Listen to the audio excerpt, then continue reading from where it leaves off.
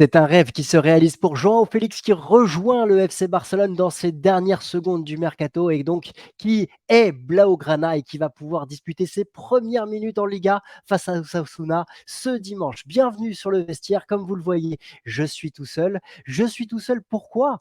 Parce qu'on a un Thomas qui est un petit peu en PLS, lui qui espérait encore hier après-midi voir peut-être la signature de Kylian Mbappé, voit son ennemi juré, le FC Barcelone, recruter João Cancelo et João Félix dans les dernières secondes du mercato, dans le Fergie Time du mercato.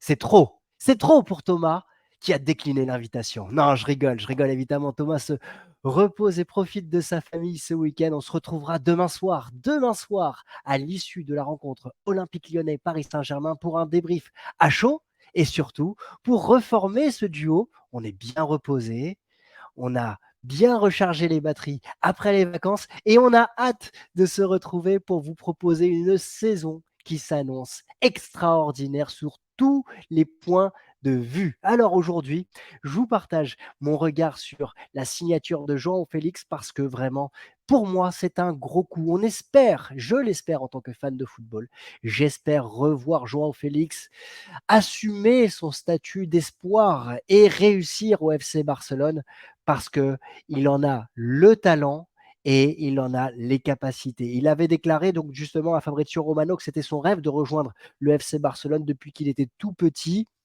Alors, j'ai posé la question à Thomas pour savoir ce qu'il en pensait. Il m'a dit, moi, j'aimerais vraiment savoir pourquoi le Chelsea, les Blues de Chelsea et pourquoi l'Atlético Madrid ne souhaite pas garder ce type de talent. Parce que c'est clair, depuis qu'il a explosé à Benfica, on se pose la question de savoir comment et quand va-t-il pouvoir justifier le montant de son transfert qui avait dépassé, je crois, les 120 millions d'euros. En tout cas, ici, on est sur un prêt sans option d'achat. On va se parler du FC Barcelone aussi parce que ce Barça a réalisé, à mes yeux, un excellent mercato.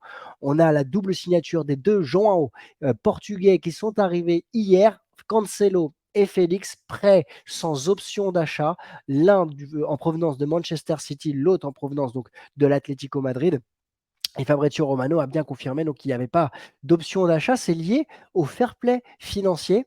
Alors, je vous avoue, moi, je suis assez surpris.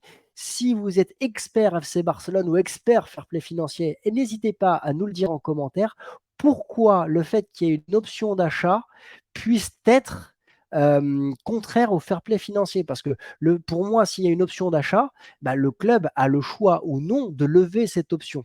Là, on a FC Barcelone, on va le voir juste après, qui a vraiment écrémé son effectif et qui se retrouve dans les clous du fair play financier pour pouvoir rajouter des joueurs. Mais là, on ne se pose pas la question de savoir si le joueur va signer définitivement. Donc pour moi, j'aurais aimé surtout voir une option d'achat facultative, parce que si Jean-Félix explose cette saison en Liga et en Ligue des Champions, on a peut-être envie de le voir continuer du côté du Barça. Alors, dans ces éléments, bah, il y a ce FC Barcelone, globalement, qui a réalisé un mercato, je dirais, je qualifierais de très malin, très, très malin et excellent pour moi, je le redis. Roméo qui est arrivé, Gundogan, transfert libre, le capitaine hein, du Manchester City, champion d'Europe en titre, Inigo Martinez, João Cancelo, João Félix, en prêt, sans option d'achat. Vous voyez, hein, sur la rubrique, sur la colonne montant des transferts, il n'y a pas beaucoup d'argent qui a été dépensé. Au contraire, dans l'autre sens, dans le sens des départs, Ousmane Dembélé, 50 millions d'euros, Franck Kessié, Nico Gonzalez, Abdé, qui est parti hier. On sait que Xavi voulait le garder. Abdé qui part, c'est bien que João Félix arrive. On va en parler dans la rotation de l'effectif aussi par rapport à la pépite Yemal, Trincao qui n'a jamais su s'adapter au Barça. Busquets, Alba, Umtiti, Fati, qui lui est parti, je crois aussi sans option d'achat du côté de Brighton. Un Brighton que l'Olympique de Marseille va rencontrer dans cette Europa League. Je vous invite à évidemment vous abonner également à CM Football, mon autre chaîne, parce qu'on va parler d'Ansu Fati et on va parler de Brighton. Et puis on en parlera ici aussi sur le vestiaire. Et puis ces départs de Clément Langlais et d'Eric Garcia hier également, qui ont permis de pouvoir voir João Félix et João Cancelo arriver. En tout cas, pour en revenir sur ce mercato du fair play financier, le Barça a quand même une balance positive de 102 millions d'euros. Une balance positive de 102 millions d'euros. Petit aparté quand même ici, quand on voit que le Paris Saint-Germain, semble-t-il, était en difficulté par rapport au fair play financier et vient de dépenser 357 millions d'euros en l'espace d'un mercato.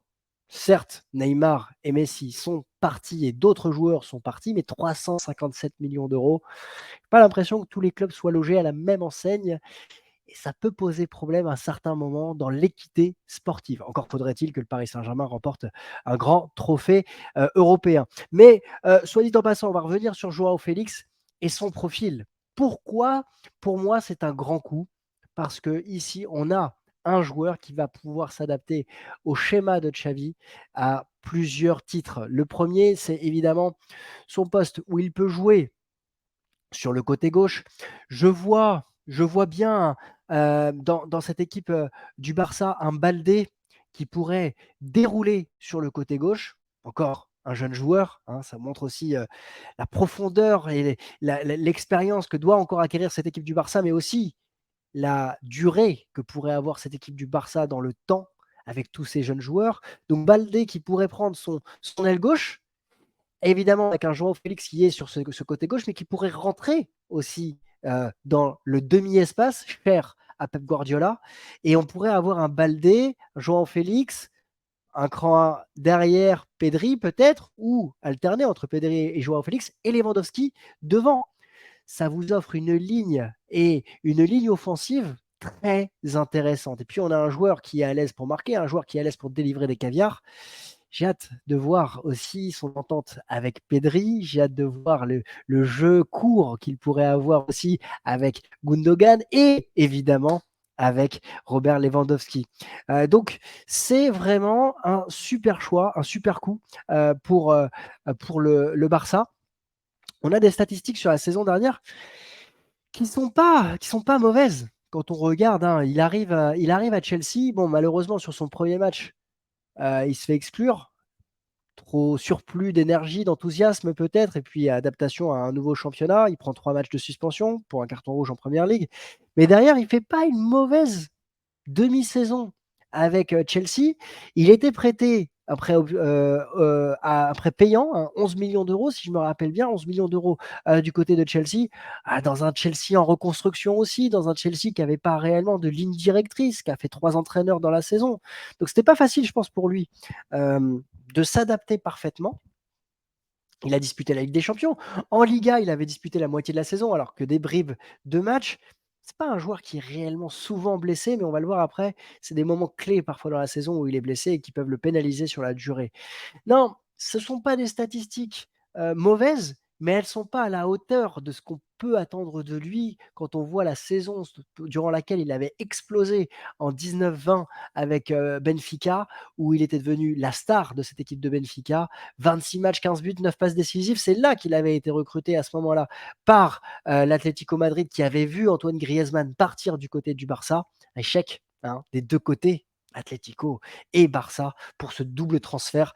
Dommage parce que on sent c'est un esthète. Ça fait partie des joueurs que j'aimerais voir vraiment exploser. Vous l'avez senti, vous le sentez depuis le début de cette vidéo. Alors, il y a un point aussi qui peut être important parce que on le voit depuis le début de la saison, il y a un joueur qui crève l'écran, qui est très jeune, qui semble-t-il a choisi la sélection espagnole comme sélection dans laquelle il souhaite s'épanouir, au détriment de la sélection marocaine. C'est dommage. Pour ceux qui ne le savent pas, je suis d'origine marocaine et donc j'aurais aimé le voir avec Walid Regragui et peut-être dans la CAN, mais bon, il a choisi la sélection espagnole, donc on le verra probablement à l'Euro. Il faut le polir, il faut le cajoler, ce diamant. Il faut prendre son temps avec Yamal. Et Joao Félix peut justement avoir le poste de titulaire et voir Yamal rentrer en jeu petit à petit. Il a encore 16 ans ou 17 ans, c'est très jeune. On sait que ce type de joueur, et on l'a vu avec Ansu Fati, peuvent être très fragiles et une blessure peut ralentir leur progression. Donc, il y a aussi cette rotation qui va être intéressante. Et puis, quand je regardais pourquoi l'Atlético Madrid et Chelsea ne souhaitaient pas forcément garder, João Félix, alors il y a peut-être des problèmes de comportement, peut-être de problèmes d'adaptation au style de jeu. Pour Chelsea, pour moi, c'est clair, on va y répondre juste après, je vais revenir dessus. Non, on pouvait penser: «Est-ce qu'il est blessé?» Bah, pas réellement. Oui, il est blessé, mais vous voyez, sur 20-21, il a loupé, 6 matchs. Sur 21-22, il a loupé plus de matchs, il a loupé 20 matchs, d'accord, mais c'est surtout à des moments clés de la saison. En 21-22, il se fracture la cheville, pendant la préparation et donc il a loupé cette préparation et puis en 21-22, il se blesse musculairement à la fin de la saison. Donc ça l'a pénalisé aussi probablement pour le début de saison suivante. Là, il semblerait qu'il ait fait la préparation, alors pas dans les meilleures conditions avec Diego Simeone parce que plus personne, enfin c'était un divorce complet entre les 2 parties. Mais j'ai bon espoir, de le voir justement s'épanouir du côté du Barça. Il est déjà dans le groupe, on va en parler juste après. Il est déjà dans le groupe pour jouer contre Osasuna. Il a été choisi, par Xavi. Il désire jouer avec le Barça. J'ai l'impression ici qu'on peut avoir justement ce que j'appelle souvent le mariage parfait entre un joueur qui souhaite se relancer, qui souhaite s'épanouir et un entraîneur qui le désire. Alors Xavi souhaitait garder, Abdé qui est parti du côté du, Betis Séville, si je ne me trompe pas, pour 7-8 millions d'euros, une clause de rachat du côté du Barça autour des 20 millions d'euros.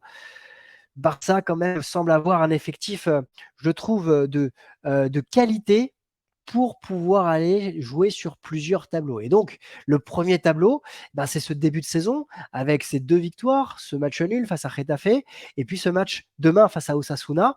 Un match où João Félix est dans le groupe, comme Cancelo.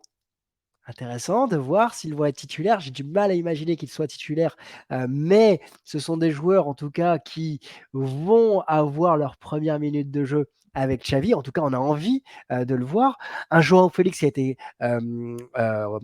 sélectionné, par la sélection portugaise pour, les matchs de qualification à l'Euro, alors qu'il n'a pas disputé la moindre minute avec l'Atlético Madrid. Donc ça vous donne aussi la confiance, dont il jouit avec, sa sélection.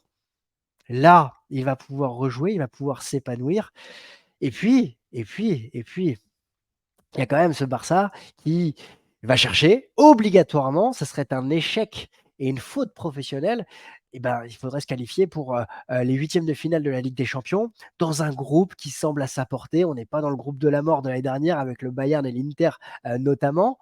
On est dans un groupe qui semble à sa portée avec Anvers, la réception d'Anvers pour commencer, déplacement à Porto, ça, on va voir. On sait toujours que jouer à Porto, c'est délicat, mais ça semble encore une fois à la portée du FC Barcelone. Il y a le Shakhtar Donetsk. Bon, c'est pas le Shakhtar de Zerbi, qui avait vraiment été impressionnant. On est sur un autre Shakhtar qui, quand même, hein, est une équipe d'expérience, mais 2 matchs à domicile sur 3 lors des 3 premières journées en Ligue des Champions. Le Barça doit au moins avoir 6 points à l'issue de cette première partie des matchs allés pour pouvoir aller chercher sa qualif et là, grandir, prendre confiance et espérer justement aller plus loin et redorer son image en Europe. On se rappelle que, ce Barça avait été éliminé par l'Eintracht Francfort il y a 2 saisons, en Europa League, éliminé l'année dernière, par Manchester United après avoir été reversé en Europa League. Ce Barça, à travers cet effectif de qualité, effectif d'expérience, malgré la jeunesse, parce que Gundogan quand même, Frenkie de Jong aussi, Pedri, Gavi, qui sont des joueurs qui ont maintenant atteint un nombre de matchs conséquent avec le Barça. Cancelo qui arrive avec son expérience du Bayern, Cancelo qui arrive avec son expérience de Manchester City, João Félix, malgré les nombres de matchs qu'il a pu réaliser, qui reste encore un joueur de qualité qui a connu Chelsea, qui a connu l'Atlético Madrid, un Robert Lewandowski, un Rafinha qui va devoir s'épanouir également. Je trouve que ce Barça a de grandes chances de pouvoir être dans le, allez, en huitième de finale de la Ligue des Champions et, espérer conserver sa couronne de roi d'Espagne. Ça va être compliqué, mais quand on voit le recrutement du Real Madrid, je suis curieux d'avoir le sentiment de Thomas, qu'on va retrouver évidemment la semaine prochaine. On va se retrouver la semaine prochaine pour parler de plusieurs clubs, de plusieurs mercatos, de faire le bilan et de voir justement qui a réalisé le meilleur mercato. N'hésitez pas à me dire en commentaire ce que vous avez pensé de cette signature en prêt sans option d'achat de João Félix. Dites-moi tout ça en commentaire. N'hésitez pas à vous abonner, liker. On se retrouve demain soir sur le coup de 23h15 pour le débrief à chaud de cette grande rencontre de Liga entre l'Olympique Lyonnais et le Paris Saint-Germain. Un Paris Saint-Germain qui a eu la recrue qu'il souhaitait, Randall Colomwani. On en avait parlé également sur le vestiaire. On se retrouve très vite. Je vous souhaite à tous un excellent week-end. Et Thomas, je t'attends de pied ferme. Je suis pleine balle. Ciao!